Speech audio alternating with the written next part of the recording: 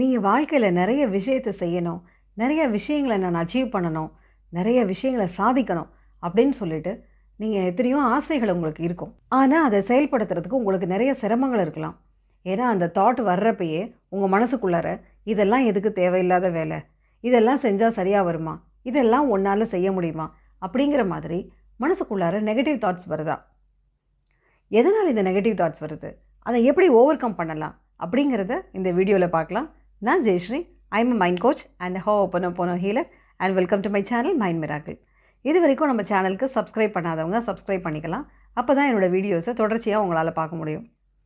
சரி, நீங்கள் ஒரு விஷயத்தை புதுசாக யோசிக்கிறீங்க, இதையெல்லாம் நான் செய்யணும்னு நினைக்கிறேன், இதெல்லாம் செஞ்சு வாழ்க்கையில் நான் பெரிய சாதனையெல்லாம் செய்யணும்னு நினைக்கிறேன், இதெல்லாம் செஞ்சு என் வாழ்க்கையை இன்னும் கொஞ்சம் சந்தோஷமாக வச்சுக்கணும்னு நினைக்கிறேன், இதெல்லாம் செஞ்சு என் ஃபேமிலிக்கு ரொம்ப சப்போர்ட்டிவாக இருக்கணும்னு நினைக்கிறேன் அப்படின்னு எத்தனையோ விஷயங்களை நீங்கள் யோசிக்கலாம். அது ஒரு வேலைக்கு போகிறதா இருக்கலாம், இல்லை ஒரு பிஸ்னஸ் ஸ்டார்ட் பண்ணுறதா இருக்கலாம், ஏதோ ஒன்று கற்றுக்கிறதா இருக்கலாம்.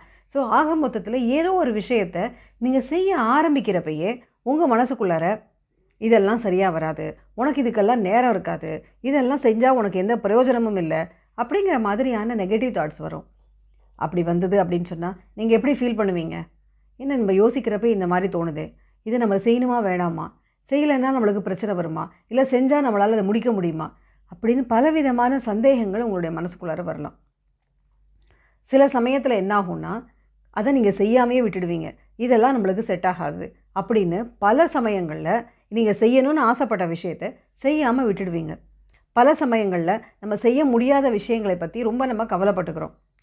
ஸோ ஆக மொத்தத்தில் நம்மளுடைய அந்த தாட், அந்த நெகட்டிவ் தாட் அப்படிங்கிறது நம்ம ஏதோ ஒரு நல்ல விஷயத்தை செய்ய போகிறப்ப ஒரு தடையாக இருந்து செய்ய விடாமல் பண்ணிடுது. ஆனால் அதுக்காக பின்னாடி நம்ம அதுக்கு வருத்தமும் படுறோம். சரி, இதனால் என்ன ஆகும் அப்படின்னு பார்த்தீங்கன்னா, நீங்கள் எந்த முயற்சியையும் நீங்கள் எடுக்க மாட்டீங்க. அப்படியே வாழ்க்கையில் எந்த மாற்றமே இல்லை, இப்படியே தான் இருக்கேன், ஒரே மாதிரி தான் இருக்கேன், என் வாழ்க்கையில் முன்னேற்றமே இல்லை அப்படின்னு பல சமயங்களில் நீங்கள் உங்கள் மனசுக்குள்ளார நீங்களே சொல்லிக்குவீங்க. ஸோ விஷயம் என்னென்னா, எதையும் புதுசாக நம்ம செய்ய ட்ரை பண்ணாமல், எதையோ ஒன்று நம்ம கன்ஸ்ட்ரக்டிவாக செய்யாமல் இருக்கிறோம் அப்படின்னா வாழ்க்கையில் பல மாற்றங்களை நம்மளால் உருவாக்கவே முடியாது. அதுதான் உண்மை. சரி, எதனால் இந்த மாதிரி தாட் உங்களுக்குள்ளார வருது அப்படின்னு சொன்னால் அதுக்கு காரணம் உங்கள் சப்கான்ஷியஸ் மைண்டில் இருக்கிற சில பிலீஃப் சிஸ்டம் தான். அதாவது உங்களுடைய ஆழ் மனசில் இருக்க சில நம்பிக்கைகள் தான், சில எண்ணங்கள் தான் நீங்கள் இந்த மாதிரி புதுசாக ஒரு விஷயங்களை செய்ய போகிறப்பெல்லாம் வேணாம் இதெல்லாம் செட் ஆகாது, இதெல்லாம் வேண்டாம் அப்படின்னு உங்களை செய்ய விடாமல் தடுத்துருது. எதனால் இந்த ஆழ் மனசில் இந்த மாதிரி நம்பிக்கைகள் வருது அப்படின்னா, நீங்கள் பல சமயங்களில் எதையோ ஒன்று செஞ்சுருப்பீங்க, அது சரியாக வராமல் போயிருக்கும். உடனே மனசுக்குள்ளார நீங்கள் ரொம்ப வருத்தப்பட்டிருப்பீங்க. சரி, இதை நம்மளால் செய்ய முடியல, நம்ம பாதியில் நிறுத்திட்டோம், நம்மளுக்கு இதனால் நிறைய பொருள் நஷ்டம் ஆகிடுச்சு, நேரம் விரயம் ஆகிடுச்சு, ஸோ இந்த விஷயத்தை செய்யாதனால நம்ம நிறைய பணம் லாஸ் ஆகிடுச்சு அப்படிங்கிற மாதிரி சில விஷயங்களுக்கு நீங்கள் ரொம்ப மனசுக்குள்ளார வருத்தப்பட்டிருப்பீங்க. எதுக்குன்னா, செய்ய முடியாமல் போன சில விஷயங்களுக்காக. ஸோ உங்களுடைய ஆழ் மனசு என்ன மாதிரி ரெஜிஸ்டர் பண்ணிக்கணும்னா, ஒரு விஷயத்தை நீங்கள் செய்ய ஆரம்பிக்கிறீங்க, அதை செய்ய முடியாமல் போயிடுச்சு, உடனே நீங்கள் ரொம்ப அதுக்கு ஃபீல் பண்ணுறீங்க, அதுக்கு வருத்தப்படுறீங்க. இது அப்படியே அந்த இமோஷனோட போய் ஸ்டோர் பண்ணி வச்சுக்குது.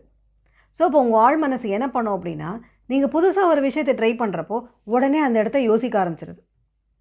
இவங்க ஏற்கனவே இப்படி தான் ஒரு விஷயத்தை ஸ்டார்ட் பண்ணாங்க, செய்ய முடியல, செய்ய முடியாமல் போனதுனால ரொம்ப வருத்தப்பட்டாங்க அப்படிங்கிறத அந்த பேஜ், நம்மளுடைய பிரெயினில் இருக்க அந்த பேஜை ரெஃபர் பண்ணி, சரி எதுக்கு இவங்கள இன்னமும் கஷ்டப்படுத்தணும், வேண்டாம் அப்படிங்கிற மாதிரி நீங்கள் ஏற்கனவே ஒரு விஷயத்தை இப்படி தான் ஸ்டார்ட் பண்ணீங்க, செய்ய முடியாமல் போச்சு, வருத்தப்பட்டீங்க, அதனால் இந்த மாதிரி புதுசாக எதையும் செய்ய வேணாம், ஏன்னா திரும்பி அதுக்கு வருத்தப்படுவீங்க அப்படின்னு உங்களை ஸ்டாப் பண்ணிடுது. இதுதான் அதோட ரீசன். நீங்கள் வருத்தப்படக்கூடாது, நீங்கள் பத்திரமா இருக்கணும், நீங்கள் சேஃபாக இருக்கணும். அதுதான் உங்களோட சப்கான்ஷியஸ் மைண்டோட இன்டென்ஷன். நீங்கள் புதுசாக செய்கிறதோ, சாதிக்கிறதோ, பெரிய அவார்ட்ஸ் வாங்குறதோ, இல்லை வாழ்க்கையில் பல லட்சியங்களை அடைஞ்சு ரொம்ப சந்தோஷமாக இருக்கிறதோ அதுக்கு தேவையில்லை. நீங்கள் சேஃபாக இருக்கணும், கவலைப்படாமல் இருக்கணும், ஒரே மாதிரியே இருக்கணும், எந்த பிரச்சனைக்குள்ளே நீங்கள் சிக்கிக்கக்கூடாது, ஆக மொத்தத்தில் உங்களை பத்திரமா பார்த்துக்கணும் அப்படிங்கிற ஒரே இன்டென்ஷன் தான் உங்கள் சப்கான்ஷியஸ் மைண்ட் நீங்கள் எந்த முயற்சிகளையும் செய்கிறதுக்கு தடையாக இருக்குது. ரொம்ப உங்களை ப்ரொடெக்ட் பண்ணுற ஒரு அம்மா மாதிரி, ஜஸ்ட் லைக் இது எப்படின்னா, ஒரு ஓவர் ப்ரொடெக்ட் பண்ணுற, ஓவர் பேம்பரிங் பண்ணுற ஒரு அம்மா மாதிரி சப்கான்ஷியஸ் மைண்ட் உங்களை தடுத்து நிறுத்துது. ஏன்னா அதோட இன்டென்ஷன் உங்களை பத்திரமா பார்த்துக்கணும், நீங்கள் தேவையில்லாமல் எதையாவது செஞ்சு கஷ்டப்படக்கூடாது அப்படிங்கிற ஒரே இன்டென்ஷன் தான். அதனால தான் எந்த விஷயத்தையும் புதுசாக செய்கிறதுக்கு நம்ம சப்கான்ஷியஸ் மைண்ட் தடையாக இருக்குது. சரி, இப்படியே இருந்தால் என்ன ஆகும்? நம்ம எதுவுமே புதுசாக செய்யலை, புதுசாக எதையும் கற்றுக்கலை அப்படின்னு சொன்னால், நம்மளோட கம்ஃபர்ட் ஜோனை விட்டு வெளியில் வரவே இல்லை அப்படின்னு சொன்னால், நம்மளால் எதையுமே லைஃப்பில் சாதிக்க முடியாது.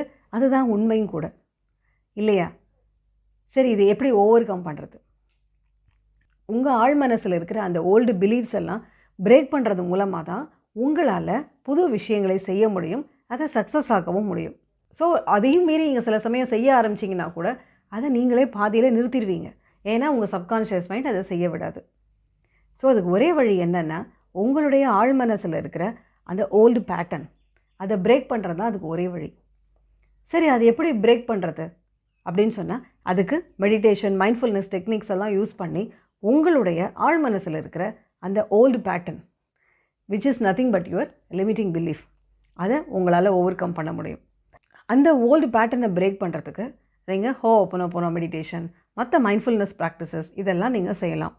ஹோபோனோபோனோவில் இருக்கிற அந்த 4 phrases, I am sorry, please forgive me, thank you and I love you சொல்ல சொல்ல நம்மளுடைய ஓல்டு பிலீஃப்ஸ் பிரேக் ஆக ஆரம்பிக்கும். ஸோ அப்போ நீங்கள் என்ன ஆகும்னா, நீங்கள் புதுசாக எந்த எஃபர்ட்ஸ் எடுக்க ஆரம்பித்தாலும் உங்கள் ஆழ் மனசு அதுக்கு தடையாக இருக்காது, அதுக்கு ஆப்போசிட்டாக உங்களுக்கு அது சப்போர்ட்டிவாக தான் இருக்கும். ஸோ அதை நீங்கள் செஞ்சு முடிக்கிறதுக்கு ரொம்ப உதவியாக தான் இருக்கும். ஸோ நீங்கள் செய்கிற வேலையில் எவ்வளோ ஒரு அப்டக்கிள் வந்தாலும், தடைகள் வந்தாலும், அதை உங்களால் சக்ஸஸ்ஃபுல்லாக ஓவர் கம் பண்ண முடியும் with the help of your subconscious mind. அதனால் உங்களோட முயற்சிகள் வெற்றி பெறணும் அப்படின்னு சொன்னால் உங்கள் சப்கான்ஷியஸ் மைண்டோட உதவி கண்டிப்பாக தேவை. அதில் இருக்கிற ஓல்டு பேட்டர்னை பிரேக் பண்ணால் மட்டும்தான் உங்களால் சக்ஸஸ்ஃபுல்லான பல விஷயங்களை உங்களால் செய்ய முடியும். அதுக்கு மெடிடேஷன் அண்ட் மைண்ட்ஃபுல்னஸ் ப்ராக்டிசஸ் ரொம்ப உதவியாக இருக்கும். இந்த வீடியோ உங்களுக்கு பிடிச்சிருந்ததுன்னா லைக் பண்ணுங்கள். யாருக்காவது யூஸ்ஃபுல்லாக இருக்கும்னு நினச்சிங்கன்னா அவங்களுக்கு இதை ஷேர் பண்ணுங்கள். இந்த வீடியோவை பார்த்த அனைவருக்கும் என்னுடைய நன்றி.